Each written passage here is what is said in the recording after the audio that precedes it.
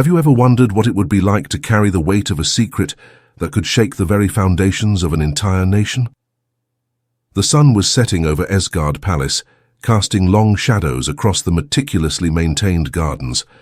Paul, the Queen's personal driver, adjusted the rearview mirror of the black Rolls-Royce Phantom, his watchful eyes capturing every detail of the road ahead. The air inside the vehicle was thick with the aroma of new leather and a subtle touch of royal perfume. Paul's hands, covered in soft leather gloves, gripped the wheel firmly. His fingers, however, were trembling almost imperceptibly. Something was wrong, he could feel it. An invisible presence seemed to be following him, observing his every move. "Mr. Paul," the Queen's voice sounded softly from the back seat, "it looks as though we'll be arriving a little early today." Paul nodded respectfully. "Yes, Your Majesty. The traffic is lighter tonight." As he drove the car through the secured streets, Paul could not shake the feeling of unease. His eyes kept wandering to the rearview mirror, catching glimpses of distant headlights. Could they be the same as yesterday's? And the day before? Esgard Palace stood majestically against the night sky, its Gothic towers projecting like silent sentinels. Paul steered the car through the private entrance, the wheels making a soft noise over the floorless gravel. Opening the door for the Queen, Paul noticed a movement in the garden's shadows. For a moment he thought he saw a hooded figure disappearing behind an elaborate topiary. He blinked, and the vision was gone. "Is something wrong, Paul?" asked the Queen, her perceptive eyes studying the driver's face. "No, Your Majesty," replied Paul, forcing a smile. "Just the wind in the trees." As the Queen walked away, escorted by guards, Paul remained by the car, his heart pounding. The feeling of being watched grew stronger, as if the very shadows of the palace were alive, whispering secrets he could not understand. That night, lying in his bed in the modest staff quarters, Paul could not sleep. His thoughts turned over the strange occurrences of recent weeks. He knew his position demanded absolute discretion, but what if something really was wrong? What if the danger he sensed was real? With these questions echoing in his mind, Paul finally drifted into a restless sleep, unaware that his life was about to change forever. Have you ever had the feeling that a seemingly harmless object might hold the key to a much larger mystery? The day dawned grey over Esgard Palace, a veil of mist cloaking the towers like a ghostly shroud. Paul arrived early at the royal garage, the echo of his footsteps reverberating off the stone walls. The Rolls-Royce waited, imposing and silent, like a black sentinel. As he opened the driver's door, Paul felt a chill run down his spine. Something was different. His eyes scanned the immaculate interior, coming to rest on the passenger side mat. One corner was slightly raised, as if someone had recently tampered with it. With his heart racing, Paul bent down and lifted the mat. There, partially hidden, was a small business card. He picked it up with trembling fingers, turning it in the weak morning light. The card was made of heavy paper, almost like parchment. There was no name, no contact information, just a symbol, a snake entwined in a crown, printed in golden ink that gleamed subtly. Paul swallowed hard, his mind racing. How had it gotten there? The car was locked, stored in one of the palace's most secure areas. The implication was clear. This was no accident. The sound of approaching footsteps made him quickly slip the card into his pocket. Clark, the head of security, appeared at the entrance to the garage. "All set for the day, Paul?" Clark asked, his piercing eyes studying the driver. Paul forced a smile. "Yes, sir. Everything is perfectly in order." Clark nodded slowly. "Good. The Queen has a full day ahead. Stay sharp." As Clark walked away, Paul couldn't help but notice a strange tone in his voice. Was it just his imagination, or was there a veiled threat in those words? Throughout the day, Paul drove the Queen to her official engagements, his face a mask of professional calm. But inside his mind was racing. At every turn, at every stop, he watched his surroundings carefully, looking for signs of the presence that followed him. On the way back to the palace, Paul decided to do something daring. Instead of following the usual route, he took a series of improvised detours, winding through side streets and narrow alleys. "Is there a problem with the usual route, Paul?" The Queen's voice came from the back seat, a mixture of curiosity and concern. "Just avoiding a possible traffic jam, Your Majesty," Paul replied smoothly, his eyes fixed on the rearview mirror. And there it was. A black sedan, 3 cars behind, following his every move. Paul's heart raced. It was no longer a suspicion. It was a certainty. Someone was following him, watching, waiting. That night, locked in his room, Paul examined the mysterious card again. The snake and crown seemed to mock him, a silent enigma promising danger and secrets. He knew he was stepping into dangerous waters. Every step from that moment on could take him deeper into a mystery that perhaps was better left unsolved. But curiosity and a growing sense of duty drove him on. Paul fell asleep with the card under his pillow, his dreams filled with slithering shadows and crowns that gleamed in the darkness. Have you ever wondered if those who came before us tried to warn us about the dangers we now face? The morning arrived with a fine drizzle, shrouding Esgard Palace in a grey veil. Paul, with deep shadows under his eyes from a restless night, made his way to a discreet cafe on the city's outskirts.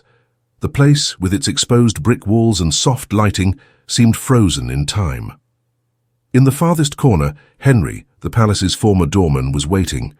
His eyes, framed by deep wrinkles, still sparkled with the wisdom of years of silent observation. "Paul, my boy," Henry greeted, his voice as raspy as old parchment. "What brings you to see this old man?" Paul sat down, nervously glancing around before speaking. "Henry, I need your help. Something's happening at the palace. Something strange." Henry's face hardened, a shadow passing over his eyes. "Ah, so you've felt it too, haven't you? The shadows that move when no one's looking?" Paul nodded, leaning in. "How did you know?" Henry sighed deeply, the sound heavy with the weight of decades. "Because, lad, a long time ago I saw things I wasn't meant to." The old doorman then told his story, his low voice nearly lost in the cafe's murmur. Decades ago, Henry had noticed strange patterns, inexplicable presences in the palace corridors, lights in rooms that should be empty, whispers in meeting rooms after hours. "I was young and foolish," Henry continued, his fingers trembling slightly as he held his tea. "I thought I was doing the right thing by alerting my superiors. But I quickly learned that there are secrets the monarchy prefers to keep buried." Paul felt a chill down his spine. What happened? Henry's eyes narrowed as he recalled painful memories. "I was summoned for a conversation with men I'd never seen before. They made it clear that my silence was crucial to my safety and my family's." The cafe around them seemed to mute itself, as if the very air were listening to the forbidden conversation. "But why?" Paul asked, his voice barely a whisper. "What are they hiding?" Henry leaned in further, his eyes fixed on Paul's. "The monarchy, my boy, is like an iceberg. What we see is only the tip. Beneath the surface, there are secrets as old as the kingdom itself. Secrets that shape nations, that decide the fate of millions."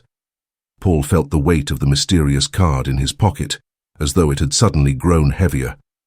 "And this presence that's following us?" "Ah," Henry smiled sadly. "That is the guardian of secrets. It doesn't follow a person, Paul. It follows knowledge. Those who come too close to the truth."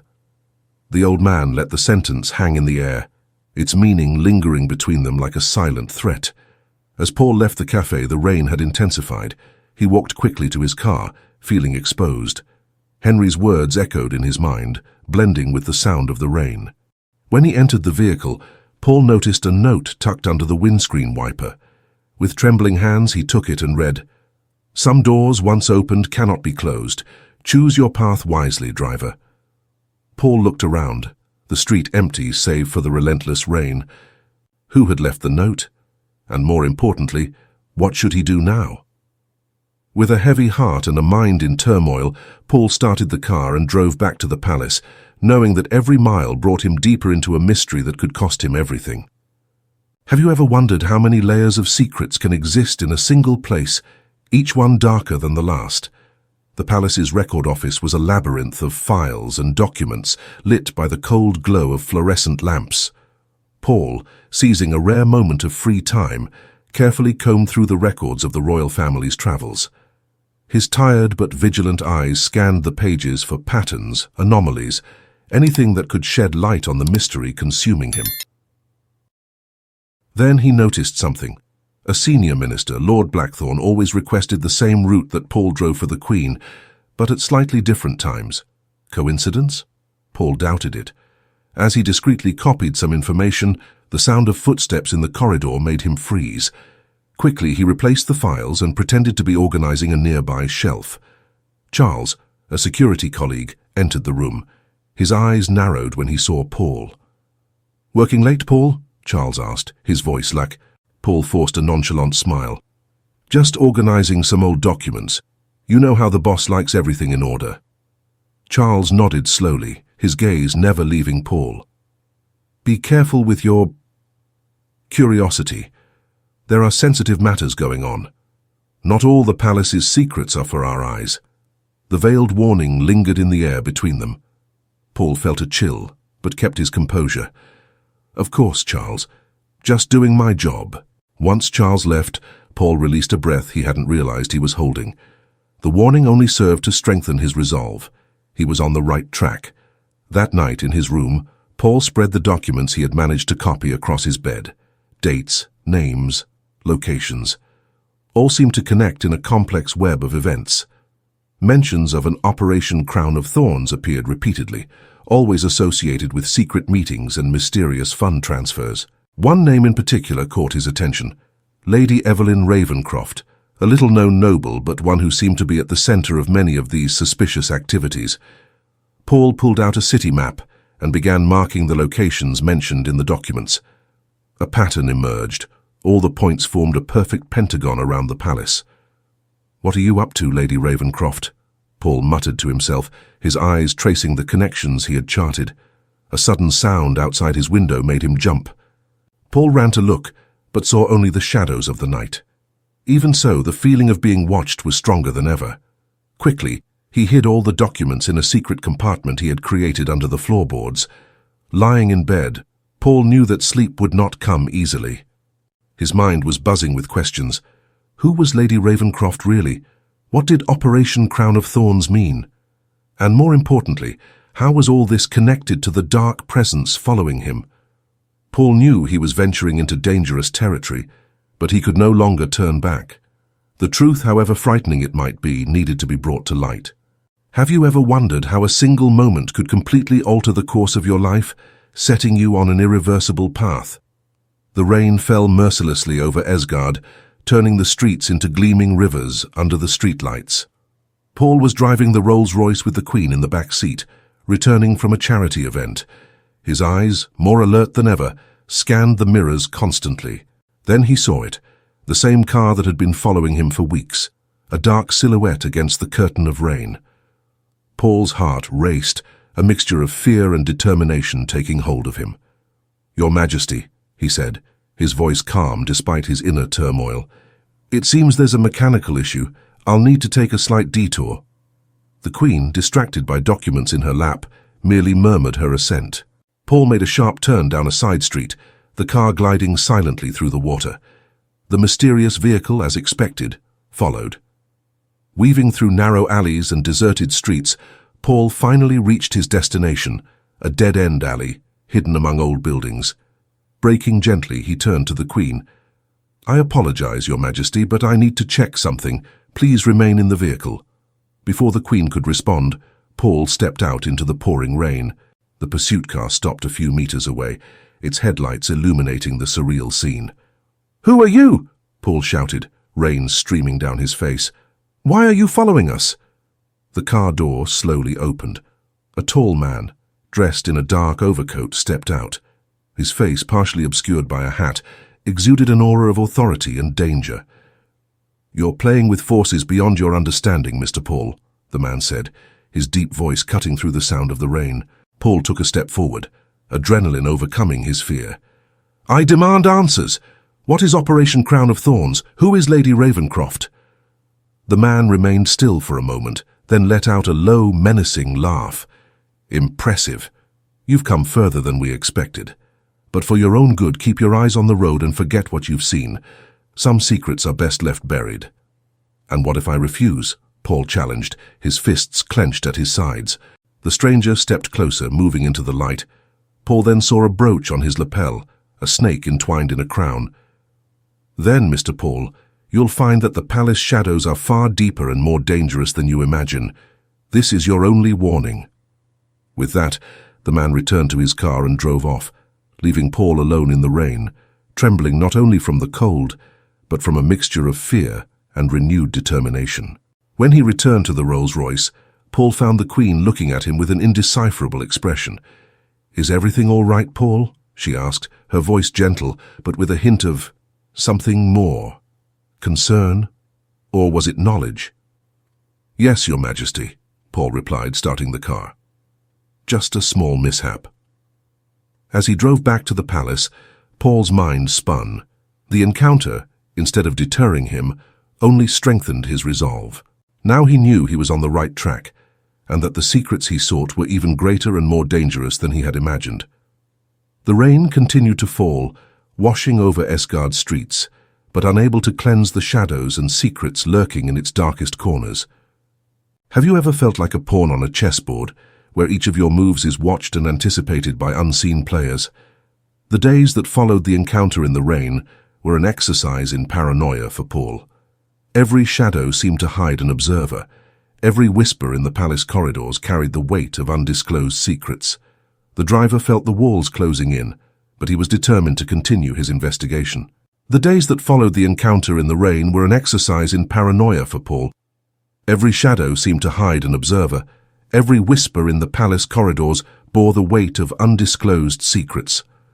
The driver felt the net tightening around him, yet he was determined to push on with his investigation. One particularly tense morning, Paul noticed furtive glances from his colleagues. The air in the royal garage was thick with suspicion. Clark, the head of security, approached him with a smile that didn't reach his eyes. "Paul, my dear," said Clark, his voice falsely jovial, "I've heard you've been doing some interesting research lately." Paul's heart quickened, but he kept his composure. "Just keeping up with security protocols, sir." Clark chuckled, a humorless sound. Of course. Just remember, excessive curiosity can be dangerous in this line of work." As Clark walked away, Paul felt invisible eyes on him. His movements were being restricted, subtly but undeniably. Routes that were once his responsibility had been reassigned, leaving him with shorter, less significant routes. Determined not to be silenced, Paul decided to risk everything. One night, taking advantage of a late shift, he sneaked into the palace's restricted records wing. His heart pounding, he used a copy of a key he had secretly made weeks before. The archive was a maze of shelves and drawers. Paul knew he had little time. With trembling fingers, he began rifling through documents, searching for any mention of Operation Crown of Thorns or Lady Ravencroft. Suddenly, a noise in the corridor made him freeze. He switched off his flashlight and hid behind a shelf, barely daring to breathe. Two figures entered the room, whispering. "Are you sure he doesn't know too much?" asked a voice Paul recognized as Lord Blackthorn's. "He's just a pawn," replied the other voice, female and authoritative. "Useful for now, but disposed." Paul felt a chill. Were they talking about him? The figures left as quietly as they had entered, leaving Paul with more questions than answers. He knew he had become entangled in a game much bigger and more dangerous than he had imagined. Returning to his room, Paul found a manila envelope on his bed. Inside was a single sheet of paper with a typed message. "Silence is both a weapon and a shield. Choose wisely whom you trust. The truth has many faces, and not all are benign." Paul looked out the window at the distant lights of the city. He was at the center of a web of intrigue, each thread potentially lethal. But now, more than ever, he knew he could not turn back. With steady hands, he took out a notebook and began to jot down everything he knew and suspected. If anything happened to him, the truth would not die. The night wore on, and with it, Paul's resolve grew stronger. He would go to the very end, whatever the cost, because some truths, however dangerous, needed to come to light. Have you ever wondered what it's like to be on the brink of discovering a truth so powerful it could both liberate and destroy? The dawn found Paul in a state of constant vigilance. Every sound, every movement within the palace seemed laden with hidden meaning. He knew he was walking a tightrope between discovery and danger. Returning from a short trip with the Queen, Paul noticed something unusual at his door. A small manila envelope, discreetly placed so as to be almost imperceptible. With a racing heart, he quickly picked it up and went into his room, locking the door behind him. With trembling hands, Paul opened the envelope. Inside, he found an anonymous letter, written in an elegant and precise hand. "Dear Paul, what you have uncovered so far is only the tip of the iceberg. Operation Crown of Thorns is older and broader than you can imagine. Enclosed with this letter, you will find details of a secret meeting scheduled to take place in 3 days. Members of a secret society, with direct access to the Queen, plan to consolidate their power through manipulation and blackmail. The names and locations mentioned are real. Verify them for yourself, but be cautious. Eyes and ears are everywhere. The truth is in your hands now. Only you can prevent decades of corruption and manipulation from continuing to shape our nation's destiny. Good luck and may God protect you." Paul felt the weight of the world descend upon his shoulders. The information in the letter was detailed and shocking. Names of prominent figures in the monarchy and government were listed as members of this secret society. Elaborate plans to manipulate public opinion, influence elections, and even orchestrate international crises were described with chilling precision. At the end of the letter, an additional note caught his eye. The handwriting was different, hastier. "Paul, only you can stop this. I trust you." He recognized the handwriting immediately. It was from the Queen. The realization hit Paul like a bowl. She was trapped in this web of intrigue as much as he was, perhaps even more so, and now she was trusting him to do what she could not. Paul spent the following hours meticulously studying every detail of the document. Names, dates, locations, all were carefully memorized and then hidden in a safe place. Looking out the window at the palace gardens bathed in the light of the setting sun, Paul felt the weight of the responsibility he now bore. He was no longer just a curious driver. He was, perhaps, the last hope of exposing a conspiracy that threatened the very foundations of the realm.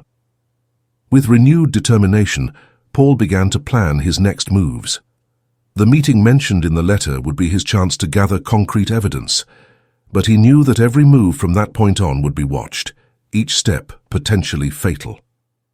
Night fell over Esgard, the palace lights reflecting in the windows like watchful eyes. Paul knew there was no turning back. The game had begun and the stakes could not be higher. Have you ever wondered what it feels like to prepare for a moment that could change not just your life, but the destiny of an entire nation?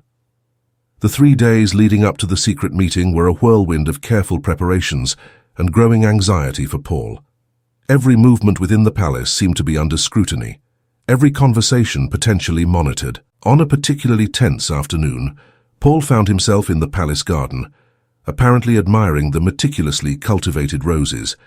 In reality, he was memorizing every detail of the grounds, every entrance and exit, every blind spot of the security cameras. "Admiring the flowers, Paul?" The Queen's soft voice startled him. Paul turned, bowing respectfully. "Yes, Your Majesty. They are truly magnificent." The Queen smiled, but her eyes carried a weight that Paul had never noticed before. "You know, Paul, some of the most beautiful roses have the sharpest thorns. One must be careful when picking them." The look they exchanged was full of meaning. Paul understood the veiled message. Be cautious, danger lies ahead. "I understand perfectly, Your Majesty," Paul replied, his casual tone masking the gravity of the moment. That night in his room, Paul completed his preparations. A small recorder, disguised as a button on his shirt, was carefully tested. He memorized escape routes, guard shift schedules, and every detail of the secret meeting's location. Looking at himself in the mirror, Paul barely recognized the man staring back at him. No longer just a driver, he was a man on the verge of challenging a centuries-old conspiracy. The weight of responsibility was overwhelming. "You can do this," he murmured to himself, trying to inject confidence into his trembling voice. A sudden sound outside his window made him jump. Cautiously, he approached, only to see a black cat leaping off the ledge. Paul exhaled a breath he hadn't realized he was holding. The paranoia was beginning to get to him. Lying down on his bed, Paul knew that sleep would not come easily. Tomorrow was the day. Tomorrow he would risk everything for the truth. Have you ever wondered what it's like to stand on the brink of discovering a truth so powerful it could shake the foundations of everything you know? The night of the meeting arrived, casting Esgard Palace in deep shadows. Paul, dressed in his driver's uniform, moved silently through the corridors, each step calculated to avoid detection. The location for the meeting was an old music room, rarely used and conveniently isolated. Paul found a perfect hiding spot behind an ancient tapestry, his heart beating so hard he feared it might be heard. Gradually, the figures began to arrive. Lord Blackthorn, Lady Ravencroft, and other faces Paul recognized from photographs and secret documents. All dressed in black with ornate masks reminiscent of Venetian masquerades from centuries past. "The Crown of Thorns operation is in its final phase," announced a voice Paul recognized as Lord Blackthorn's. "Soon, total control will be ours." Lady Ravencroft took the floor, her voice cold and calculating. "The Queen suspects we must act swiftly. The plan to neutralize her must be accelerated." Paul felt his blood run cold. They were talking about assassinating the Queen. The meeting continued with chilling details being discussed. Plans to manipulate elections, create artificial crises, and even orchestrate international conflicts, all to maintain and expand the power of this secret society. Paul recorded everything, his body tense with the fear of being discovered at any moment. Every creak of the floorboards, every shadow that shifted, felt like an imminent threat. When the meeting finally ended, Paul waited, unmoving, until the last footsteps faded away. Only then did he dare to leave his hiding place, his legs trembling with adrenaline. But as he turned down a corridor, he came face to face with Clark, the head of security. "Well, well, Paul," said Clark, a cold smile on his lips. "It seems we have a curious little rat in our midst." Paul felt the world spin. He had been discovered. Everything he had fought for, everything he had risked, seemed to crumble in an instant. "You don't understand, Clark," Paul tried to reason, his mind racing for an escape. "They plan to kill the Queen." Clark's smile only widened. "Oh, Paul, did you really think you'd come this far on your own? Every step you took was carefully orchestrated. You've been our perfect pawn." The realization hit Paul like a punch. He had been manipulated from the start. But to what end? "The question now, Paul," Clark continued, advancing slowly, "is what we're going to do with you." Paul knew he had only seconds to act. The truth was in his hands, literally recorded on his button. But at what cost would he reveal it? With his heart in his throat and his mind whirling, Paul prepared to make the most important choice of his life: the truth or his safety, loyalty to the Queen or self-preservation.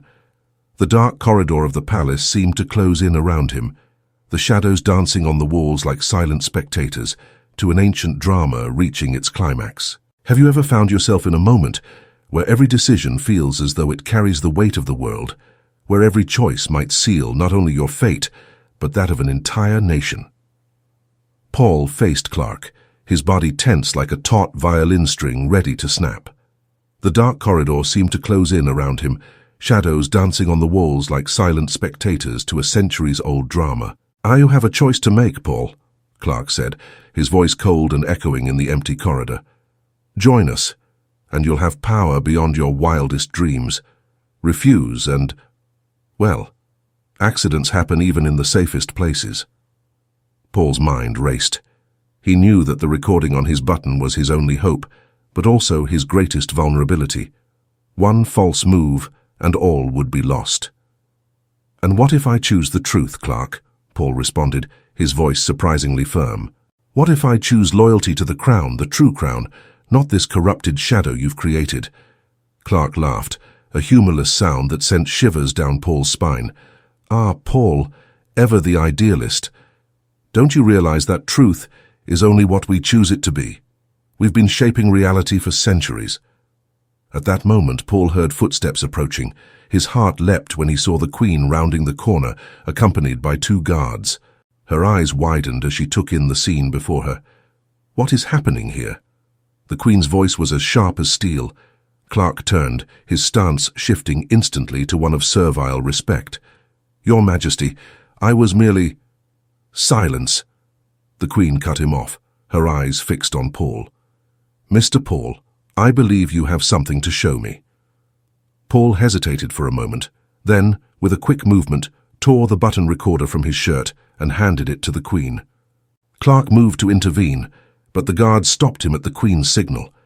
The Queen listened to the recording, her face a mask of calm, though her eyes revealed a storm of emotions. When she finished, she turned to Clark. "So, this is how it ends. Centuries of manipulation and betrayal exposed by a courageous driver." Clark, realizing that the game had shifted, attempted one final bluff. "Your Majesty, this is merely a misunderstanding. We have always acted in the Crown's best interests." "In the best interests of the Crown?" The Queen's voice shook with restrained fury. "Planning my assassination? Manipulating nations? This is not protecting the Crown. It is destroying it from within." Turning to the guards, she commanded, "Arrest him and assemble a trusted team. We have a conspiracy to dismantle." As Clark was led away, the Queen turned to Paul, her eyes softening. "Mr. Paul, you have shown extraordinary courage and loyalty. The kingdom is in your debt." Paul, still dazed by the events, could only bow. I only did what I thought was right, Your Majesty." The Queen smiled, a tired but genuine smile. "Sometimes, Paul, doing what is right is the hardest and most courageous thing anyone can do." As they walked together down the palace corridors, now abuzz with activity as news spread, Paul felt the weight of the past few days finally begin to lift. The truth had come to light, but at what cost? And what did the future hold now that these age-old secrets had been exposed? The dawn was beginning to tinge the sky with pink, casting new light over Esgard Palace. It was the beginning of a new day, and with it, the beginning of a new era for the kingdom.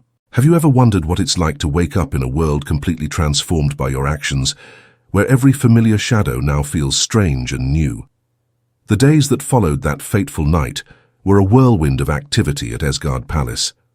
Paul, now under constant protection, watched with a mixture of admiration and trepidation as the conspiracy's web was unraveled thread by thread. Seated in a high-security conference room, Paul listened as the Queen and her most trusted advisors discussed the next steps. "The scale of this conspiracy is alarming," said one advisor, his voice trembling. "We have tendrils reaching into practically every level of government." The Queen, her face a mask of determination, nodded solemnly. "Then we must be equally thorough in our response. Every person involved must be investigated, no matter how high or low their position." Paul, feeling somewhat out of place in this powerful setting, could not help but interject. "Your Majesty, if I may, what about the people? How do we explain all this without causing panic?" The room fell silent, all eyes turning to him. The Queen studied him for a moment before responding. "An excellent question, Mr. Paul. That is why you are here. Your perspective, untainted by years of palace politics, is exactly what we need right now." Hours blurred into days and days into weeks. Paul found himself at the center of a quiet revolution. Each revelation brought new surprises: influential politicians arrested, fortunes frozen, secret documents brought to light. Yet with each victory came new challenges. The media began asking questions, rumors began to circulate. The people, sensing that something monumental was happening, grew increasingly restless. One particularly tense night, Paul found the Queen alone in her study. "Look in." She turned and Paul could see the exhaustion in her eyes. "Ah, Paul, do come in. I just wanted to ask, are we doing the right thing?" The question escaped Paul's lips before he could stop it. The Queen smiled, a sad but resolute smile. "The right thing is rarely the easy thing, Paul. What we're doing is shaking the foundations of centuries of corruption and manipulation. There will be resistance, there will be pain, but it is necessary." Paul nodded, feeling the weight of the responsibility they shared. "And what about the future, Your Majesty? How do we rebuild the people's trust?" "With truth, Paul," the Queen replied, her voice growing stronger. "With transparency and action. It won't be easy nor quick, but it is the only way forward." As the night wore on, Paul reflected on the incredible journey that had brought him to this point. From a simple driver to a pivotal figure in the transformation of a nation. The path ahead was uncertain, filled with challenges and dangers. But for the first time in weeks, Paul felt a spark of hope.